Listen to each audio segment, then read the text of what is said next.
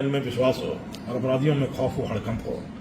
तो जिस तरीके से पेपर लीक के माध्यम से एक पूरी पीढ़ी का भविष्य अंधकार में ले जाने का एक ये कुत्सित प्रयास हुआ था और लोगों में व्यवस्था के प्रति आस्था को कमजोर करने का प्रयास हुआ था, तो यह हमारी जिम्मेदारी थी, पूरी राजस्थान पुलिस की जिम्मेदारी थी कि एक आम आदमी के मन में, एक परीक्षार्थी के मन में, एक युवा वर्ग के मन में यह विश्वास जागृत किया जाए कि यह सिर्फ एक अपवाद है जब व्यवस्था पर किसी ने यह प्रहार किया है और एक पारदर्शी व्यवस्था को खराब करने की कोशिश की है और गलत तरीके से गलत चीजें हासिल करने की कोशिश की है। तो यह पूरा प्रयास पूरी राजस्थान पुलिस मिलकर कर रही थी। उसी कड़ी में जोधपुर पुलिस लगातार एसओजी का सहयोग कर रही है और आज ये छठा मुख्य सूत्रधार हमने कोटा से पकड़ के अभी एसओजी को हम लोग हैंडओवर सुपुर्द करेंगे। वर्षा बिश्नोई नाम है इस मुख्य सूत्रधार का, जिस पर 25,000 का इनाम भी एसओजी की तरफ से घोषित था। और यह पेपर लीक के बड़े जो मुख्य सूत्रधार थे जगदीश जानी, उनकी नजदीकी रिश्तेदार है, खुद व्याख्याता थी, लेक्चरर थी और अपनी मेधा और प्रतिभा का गलत इस्तेमाल करके बेईमानी के धंधे में कूद पड़ी और इस अपराध में अकंठ लिप्त हुई और एसआई घोटाले में इसने काफी बड़ी भूमिका निभाई थी। और हैरत की बात यह थी कि कई मुख्य सूत्रधार पकड़े गए। हम लोगों ने जोधपुर की साइक्लोनर टीम ने ही पहले 5 मुख्य सूत्रधार पकड़कर दिए थे और आज ये छठा सूत्रधार पकड़कर दिया है। तो ये पिछले 6 महीने से इनाम घोषित होने के बाद भी लगातार पुलिस की आंखों में धूल झोंककर, चकमा देकर, गच्चा देकर फरार रहने में कामयाब थी। आपकी टीम वो साइक्लोनर सेल की कार्यशैली से आप लोग अवगत हो चुके हो कि किस तरीके से हम लोग बिल्कुल पेशेवर तरीके से काम करते हैं। तो साइक्लोनर टीम को यह जब ऑपरेशन मिला तो सबसे पहले इसका हमने नामकरण किया, जो हम लोग करते हैं कूटना। इस ऑपरेशन का नाम दिया हमने डॉक्टर फिक्सिट। डॉक्टर फिक्सिट इसलिए नाम दिया गया कि फिक्सिट एक ऐसा केमिकल है, जब कहीं दीवार में या कहीं छत में लीकेज होता है बारिश से, तो उसको इस्तेमाल करके लीकेज रोका जाता है। तो यह लीकेज कांड से संबंधित थी, उसका खुद का नाम वर्षा था, तो इसलिए इस ऑपरेशन का नाम हमने डॉक्टर फिक्सिट रखा था।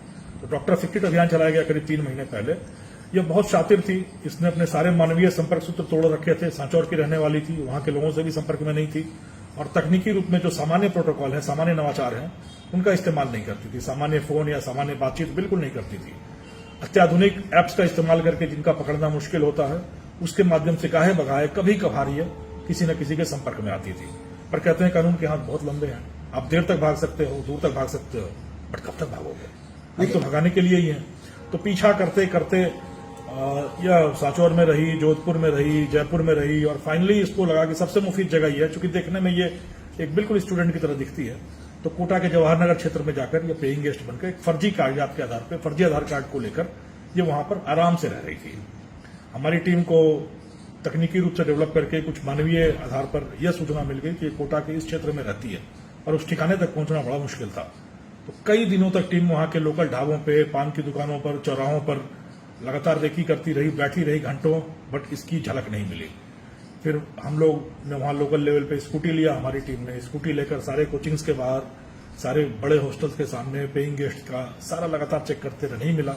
अंतिम स्तर पर आज हमने वहां पे इंटेलिजेंस के अफसर बनकर हम लोगों ने पेइंग गेस्ट की चेकिंग का अभियान चलाया। तो एक रिटायर्ड बैंक मैनेजर के घर पर ये किसी दूसरे नाम से फर्जी आधार कार्ड देकर दूसरा नाम बनाकर वहां पर रह रही थी। तो वहां पर हमारी टीम फिर फाइनली इस चेकिंग अभियान के नाम पर वहां पहुंची।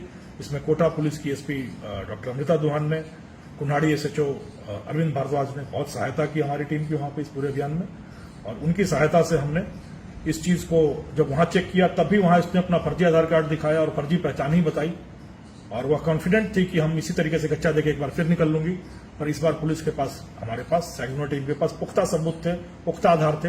वहीं पर कठोरता से उससे जब पूछताछ की गई, जिसका नाट्य रूपांतरण भी मैं दिखाऊंगा अभी आपको, तो उसके आधार पर फिर यह टूटी और पता चला कि वर्षा बिश्नोई ही है जो वहां रह रही है। देखिए, अपराधियों के साथ हमेशा होता है कि या तो अपराध के मार्ग पर, अपराध के दलदल में घुस गए तो फिर लगातार अपराध करना है। और कई बार ऐसा होता है कि अपराध करने के बाद आपका मन होता है कि शायद मैं वापस जीवन के सही दौर में वापस आ सकूं, जो बड़ा मुश्किल होता है। आपको ध्यान होगा, जब सम्मी बिश्नोई पकड़ी गई थी तो वह भी वृंदावन की कुछ गलियों में संन्यासन बनती घूम रही थी, पुजारन बनती घूम रही थी। शायद उसके मन में भी यह फीलिंग आई थी। और यह लड़की वर्षा बिश्नोई अभी the basics of human nature, यह किताब पढ़ रही थी कि आदमी के मन में लोभ, पाप, लालच कैसे पैदा होता है, इसको कैसे रोका जाए, समाज में अपनी शरीफ की छवि कैसे बनाई जाए, शराफत के क्या क्या सूत्र होते हैं मानव स्वभाव के। इन चीजों पर गहन अध्ययन कर रही थी वहां बैठकर कोटा में कि शायद मैं समाज में अब दूसरा मुखौटा लगाकर जा सकूं एक शरीफ बनकर जा सकूं और शरीफ के रूप में फिर से अपना जीवन स्थापित कर सकूं।